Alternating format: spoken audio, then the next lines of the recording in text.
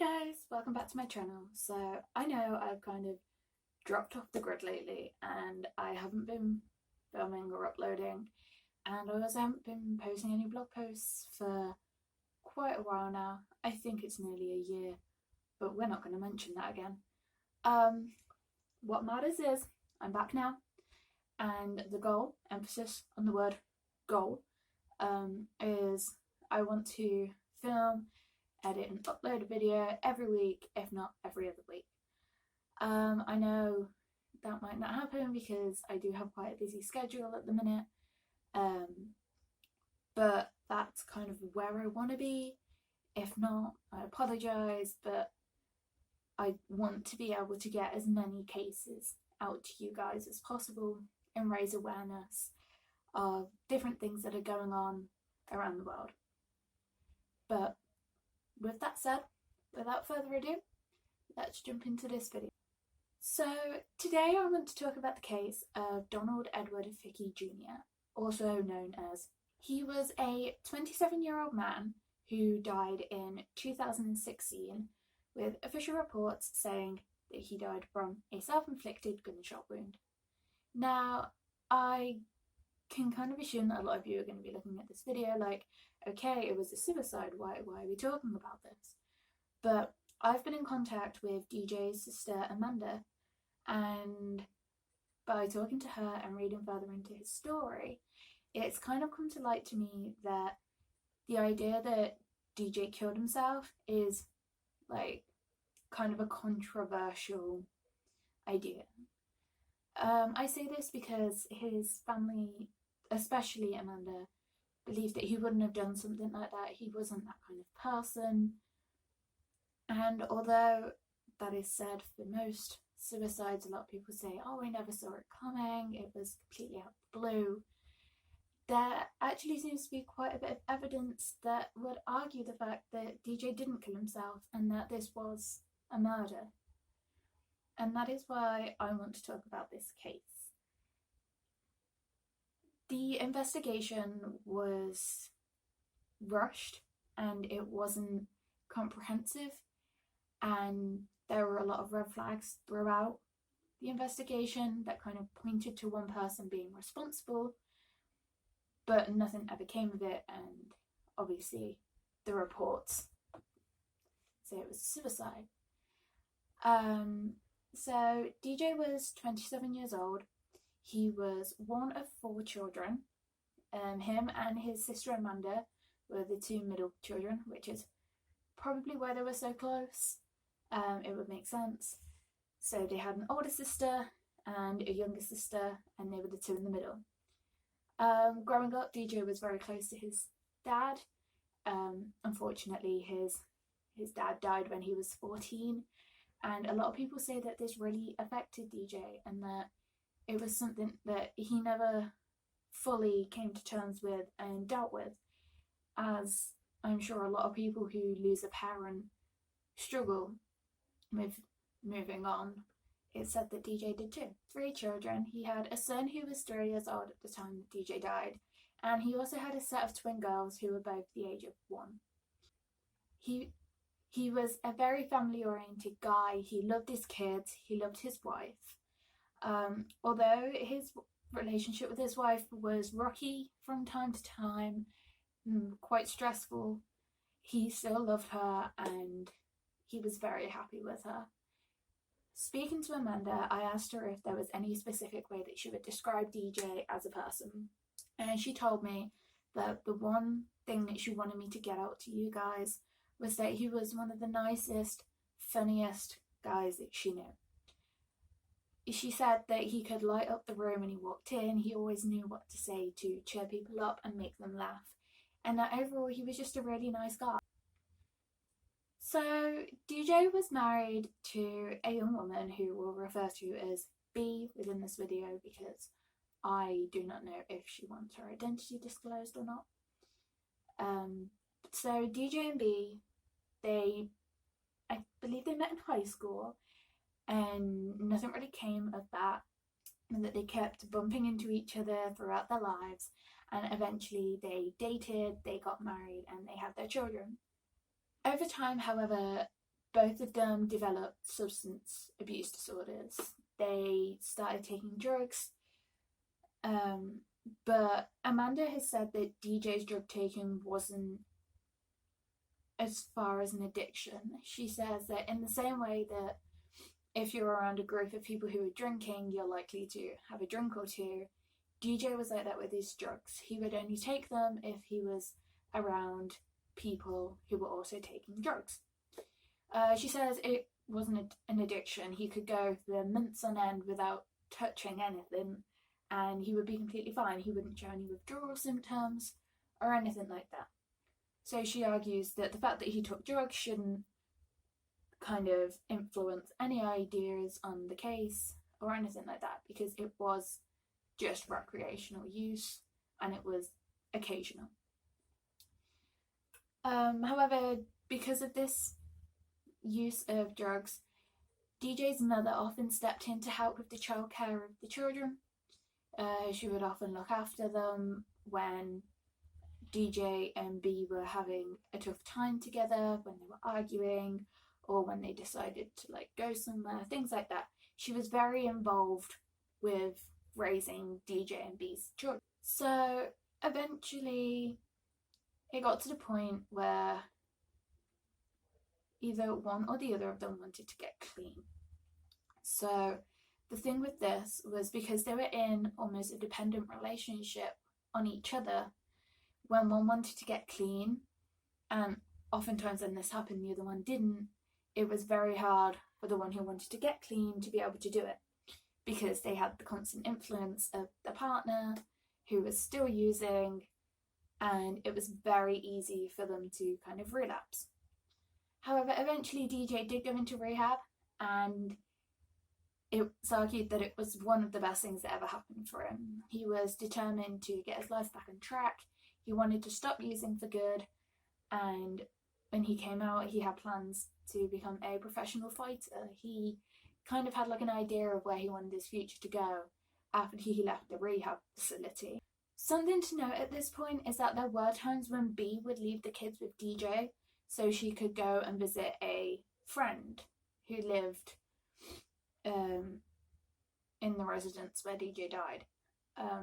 So obviously this put a bit of a strain on the relationship. It was kind of a love triangle kind of thing, and B kind of went back and forth between this friend and DJ.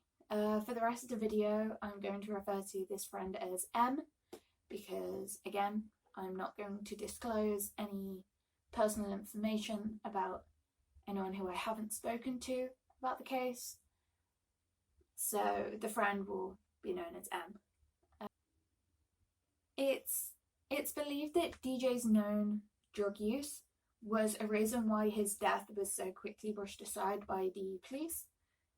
Kind of working on the idea of why would they put so much time into somebody who was breaking the law anyway, or somebody who was causing a nuisance in society, that kind of thing. Again, this isn't fair. Everyone deserves justice. If somebody dies and there's any doubt that foul play was involved, in my opinion, there should be a full investigation, because even if they weren't particularly liked, or if they were a nuisance to society, their families still deserve justice. Their families deserve to know what happened to their loved one, and they deserve to have that investigation and to have that closure, so they know what happened on that day, which unfortunately did not happen in this. So as I said, DJ and M did not get on well, and again, this was because of this love triangle concerning B. It said that DJ and M would argue a lot, they would fight. It was reported that it did get to the point where they were threatening each other with baseball bats and knives, and violence was common between the two of them, or at least the threats of. So that kind of rocky relationship between DJ and M is already throwing red flags into this situation. So, on October 1st of 2016, DJ and B had decided that they were going to give their relationship another go. B had been visiting M, and DJ had turned up, and he'd won her back over, and he was thrilled about it. He was so happy, things were going right for him. And he called his mother, and he spoke to her, and he spoke to his children, and he was saying to his mother how like everything was going well and it was all good and things like that. His mother made note of a particular toy that his son had asked for Christmas, and DJ had specifically said to her not to buy it for him because he wanted to be the one to give him the gift. So something that stands out there for me is that if DJ was having thoughts of killing himself, why would he say to his mother not to buy his son a particular gift because he wanted to buy it him for Christmas? To me, it doesn't make sense that he's making plans for the future if he is also considering ending his own life. October 3rd, 2016, 2 days after he had won B back, DJ was staying in Flintstone, Georgia with B and M, and there were a few other people in the house as well. It was on this day that he messaged his mother rather urgently saying that he needed to get out of the house. And it was quite abrupt. It came out of nowhere, and he was messaging his mother saying, if I don't get out, I'm going to die. Like, it's imperative that I get out, otherwise I'm not getting out alive. I need to leave now. His mother had recently been diagnosed with a heart condition, and her doctor had advised us to stay away from stress.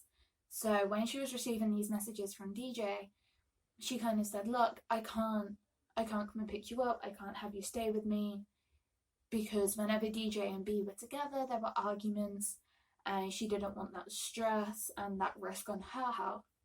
And she thought, he was kind of over exaggerating. He was that kind of. So this whole text exchange between DJ and his mother lasted for about 20 minutes, give or take. And he kept asking, can I come home? Can you pick me up? Can you get me out of here? And his mother at first, like I say, was hesitant because of the stress it would put on her. But eventually she said, okay, I'll come and pick you up. I'll be there soon. After that, DJ went into the room where B was kind of like getting dressed, getting ready. I think she was doing her hair, and said, look, pack your things. My mum's coming to pick us up. We're going to get out of here. And then he went into the living room to wait for B to finish getting ready and for them to be able to leave. So what B reports was that DJ was sat in the living room waiting for her to get ready. As she left the room, she saw M walking out of a room on the opposite side of the living room, and he was holding a shotgun. He went over, pointed the gun at DJ, called him a horrible name, and pulled the trigger and shot him. Why this wasn't used as a testimony, I don't quite understand, because it was reported. Obviously, if it wasn't reported, we wouldn't have the information. So the fact that this was just kind of dismissed doesn't really make sense to me. I don't quite understand it. But like I say, this wasn't used as information in the investigation. So 3 minutes after DJ sent the last message to his mum regarding them leaving, a 911 call was placed. And this call was placed by M, where he said that he had found DJ who had killed himself, basically. And the interesting things to note here is that during these 911 calls, whenever B would get loud in the background, M would hang up. And that was quite odd, because the idea is, if she's getting louder and louder and louder, surely he'd just step outside, or he'd start talking louder, not hanging up on the 911 operator who's trying to get emergency help to this guy that you've reported has just tried to kill himself. So the kind of general consensus here is that maybe B was saying something about it being him who shot the gun, and that's why he was ending the calls, because he didn't want the operator to hear that. But that's just... So here are clips of the 911 call.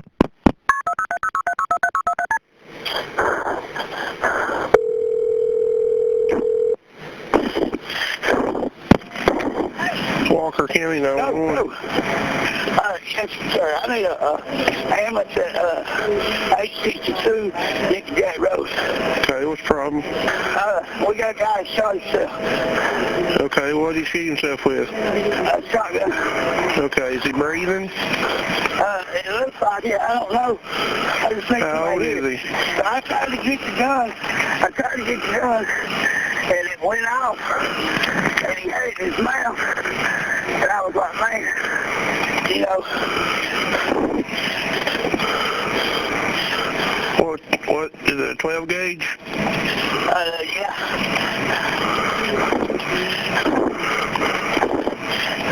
Is he still able to talk? Is he still able to talk? No. I mean, he stuck it in his mouth. All right. Is he still breathing? Yeah, it looks like it.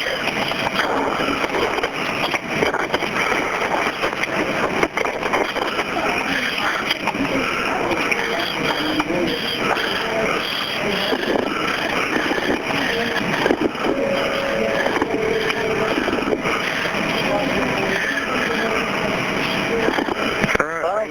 Hang on one second. I'm getting everybody going.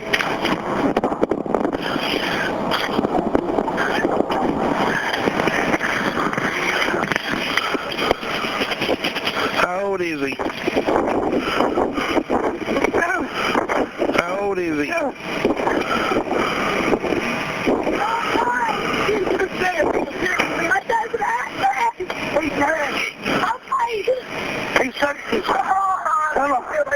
Is it? How old is he? Walk Central, Puckett 803, Station 2, respond.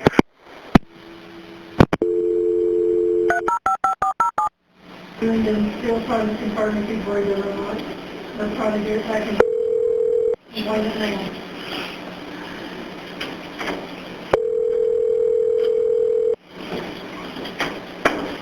Please, hello. Mike. Oh my God. Mike. Mike, Hello? can you hear me? Yes, ma'am. This is Walker County 911, okay? It's 911. Yeah. Okay, Mike, listen to me, I okay? will as soon as I get off here. Smart. Okay, He's my shit. Mike, I need to talk to you. Can you give me your attention? Yes, ma'am. Okay, the gun, where is it located now? It's in the chair with him. Okay. I got the gun up and checked to see what it was. It was a 12 gauge. Okay, so you moved the gun, is that correct? Yes. Okay, can you secure that gun? Can you get it unloaded safely and lay it to the side out of the way? Yes, ma'am. Okay, can you do that while I'm talking to you? Yes, ma'am. Okay, I'll give you just a minute, okay? I say, they told me to get the gun and secure it. No, don't shoot it, secure it. Don't shoot it. Unload it. Listen, Mike, are you going to be the one doing it? It ain't but a single shot. It looks like a shot off. Okay, so there's nothing in the gun at this point, correct? No. The gun is empty, correct? No. Here's the gun, Brandon. Mike, Here they are. Mike.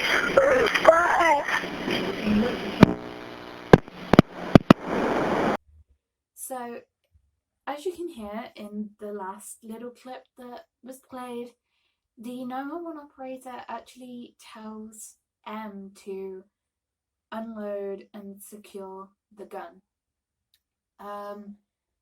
This means that the 911 operator instructed M to tamper with the evidence, and that's like a big no-no in crime scenes, obviously, because there's going to be fingerprints that aren't supposed to be there. Or, on the other hand, if M was the one responsible for the shooting, he now has a reason as to why his fingerprints were on the gun. which again would go against the whole using the gun as evidence to see whose fingerprints were on it. It was also reported that there were at least 9 other people besides MB and DJ in the house, but none of them were interviewed. And also, if DJ was going to kill himself, why would he do it in a building of so many people? A lot of the time, suicides are done in isolation. They're done away from people because they're not supposed to be a public attention-seeking thing, especially not something like this. Something where death was pretty much guaranteed.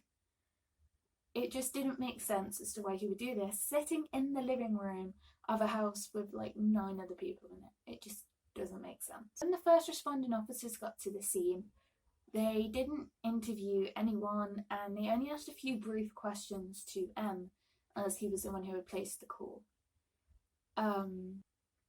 So there was no proper investigation conducted because, as far as they're aware, this is just a suicide because they haven't asked anyone else if they knew what happened. For example, if they had spoke to B and B told them what she had seen, maybe things would have played out differently. Maybe there would have been a homicide investigation. But because the only information they had came from M himself, they just immediately ruled it as a suicide and didn't look any further into it. So the only information sent with DJ's body to the medical examiner was that he had died of a self-inflicted gunshot wound, and consequently his cause of death on his death certificate is a self-inflicted shotgun wound. So there are some official reports that I've managed to be able to read by going to the Justice for DJ site, which will be linked down below. And there are just some interesting quotes and things that I've drawn out from them that I'd like to share with you guys. So here goes. In the medical examiner report, it's quoted, "The decedent told his friend that he was going to kill himself. The friend turned away for a moment and when he turned back, saw that the decedent had put the barrel of a sawed-off shotgun in his mouth. The decedent pulled the trigger before the friend could get to him." It was wrongly noted in the medical examiner report as well that the shotgun was reported to still be in his hand by the initial responding officer, whereas M said that he had moved it to the table. And another quote in the medical examiner report that I found to be of interest was, "The decedent had no medical history or history of depression. The decedent did not have history of voicing suicidal ideation." So everything in the medical examiner report kind of says, this is what happened, like he killed himself, the friend saw him do it, that's that. Like, they drew the line at that. And I don't think that's right because, well, there is literally a bit in the report that says he had no history of depression and he had no history of voicing suicidal ideation. He called his mother 2 days before this and he was planning out Christmas for these children and things like that, and that's, to me, that doesn't sound like somebody who was planning on taking their own life within the next couple of days. And I also don't understand what could have gone so drastically wrong within those 2 days that had suddenly made DJ make that decision. In the autopsy report, the official paragraph at the end reads, "This 28-year-old white male, Donald Fickey, died of an intraoral gunshot wound. As per investigation, Donald was last heard expressing suicidal ideations. His friend then heard a popping sound and saw Donald with a shotgun in his mouth. The wadding and projectile pellets were recovered. Based on information available at the time, the manner of death is certified as suicide." So both of these reports, they both say, look, he killed himself. That's that. It's open and closed case. And it was just immediately brushed off. And it was brushed off by taking the word of the person who was suspected to be the one to have shot the gun, because they did not speak to anybody else who was in that house that day. And obviously, if you're a person of interest, you're going to say, I didn't do it. And what better way of saying that than saying he did it to himself, because there's nobody to ask to confirm that. Because if they're not talking to anybody else, they can't ask DJ if that's what happened.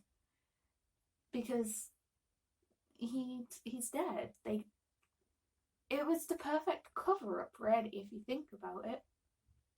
Obviously, I'm not saying for sure that that's what happened, because I can't say that, because we don't have... I cannot confidently say 100% that I believe that M did it, because we do have to look at official reports and rulings and things like that. But theoretically, if it was M who did it, he picked pretty much a perfect cover-up by saying that DJ did it to himself. So eventually, after a lot of petitioning by Amanda, the Walker County Police Department changed their ruling on the case from a suicide to a possible homicide. Now, one of the reasons why they decided to change this ruling was because the person of interest, M, was being so sketchy throughout the whole investigation. So basically, M failed a polygraph test, failed a reenactment of how the shooting occurred, and changed his story multiple times throughout the investigation. So what I mean by changing his story is that his initial thing and what's in the reports is saying that he just saw DJ kill himself. He kind of looked at him, he kind of said, "Hey, I'm gonna kill myself." M turned his back to him, turned back, and he shot himself.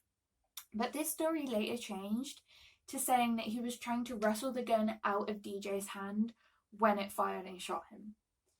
So obviously these discrepancies and kind of contradictions within his story are big red flags. When asked if he had anything to do with DJ's death, he failed the polygraph test on that. And with the reenactment, the way that he was saying that it happened couldn't have happened. Another interesting thing to note about the gunshot wound is that it was in a position where it wasn't physically possible for DJ to do it to himself. Well, I mean, it could have been physically possible, but it would have been really bizarre. The way that the gunshot actually was that it was at a forward to backward, left to right, and it was on the left side of his face angle, and it was going on a downward angle. This doesn't make sense for a suicide because, first of all, DJ was right-handed, so you wouldn't risk shooting yourself with your non-dominant hand if you wanted to kill yourself. So the logical angle that would have made sense would have been this kind of angle. So coming up from a lower point and coming up this way. But the fact that the gunshot came downwards kind of suggests that it was somebody, as DJ was sitting, somebody who was stood next to him and was pointing the gun down at him, because otherwise he's going to have to try and hold a shotgun at this point and try to make sure that it's still going to hit him, and he's just not going to have the stability in his arm and the control and the dexterity in his hand in order to guarantee that that's going to kill him.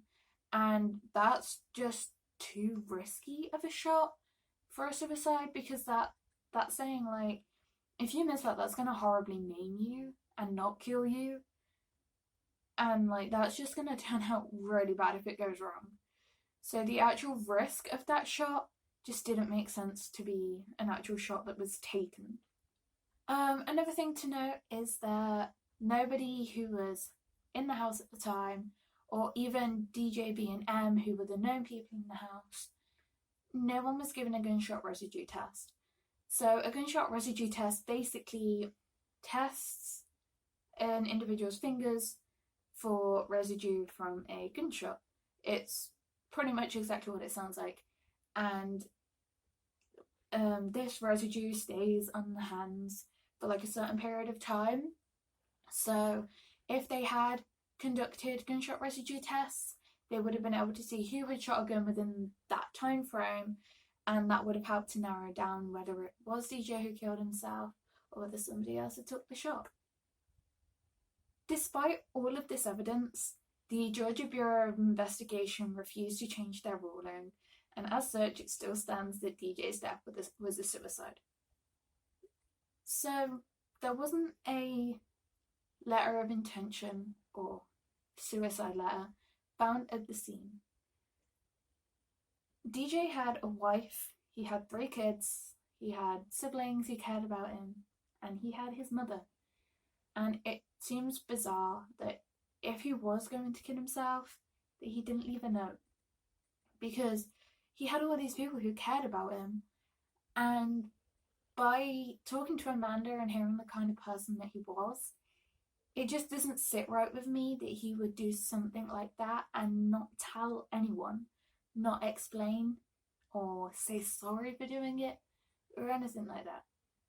So that was another thing that stood out to me. There was an examiner who reviewed the evidence who also agreed with the fact that the gunshot wound was not consistent with a gunshot wound found in a suicide. And again, like I say, the risk of that shot missing and just horribly maiming him would have been too high for anyone in their right mind to even consider doing, because it just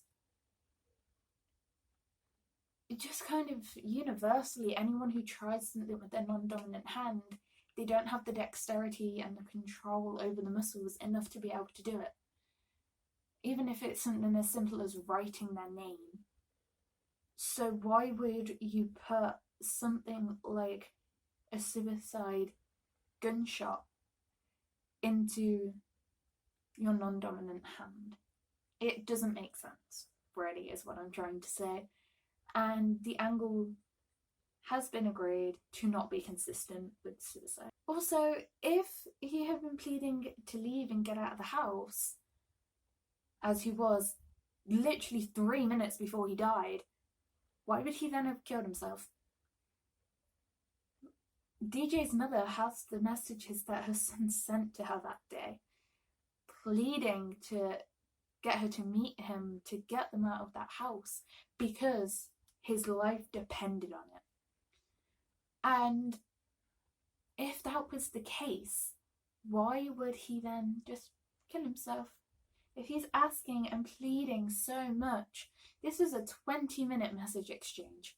20 minutes of him pleading with his mother to get out of that house so he could live, just for him to kill himself?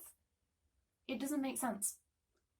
And I know I've said that a lot in this video, that it doesn't make sense, but it doesn't. There's a lot of things that they don't add up. They don't paint the picture of a suicide, in my mind. And it just doesn't seem right. It doesn't. So I would like to end this video with a quote from Amanda, and it reads as follows. "They're never going to remember their daddy. They're never going to know him. He's never going to be here for birthday parties, Christmas, Halloween, or to walk his twin daughters down the aisle. What's right is right, and what's wrong is wrong. And this is not right." So, thank you guys for watching this video and listening to DJ's story. His sister Amanda is working really hard to change the ruling on his case and to get a proper investigation done. And she has a petition going, so that will be linked down below, along with Amanda's Twitter. Please go and show her some love and show her that she isn't in this alone and that we're all going to fight together to get justice for DJ. And they also have a PayPal pool which is going towards buying banners and badges and pins and things like that to raise awareness of DJ's case. So please consider looking at that, maybe donating if you can, that would be awesome. And yeah, let me know what you guys think in the comments, but please don't be disrespectful. This is a real case and real people, so please be nice. And yeah, until next time, bye.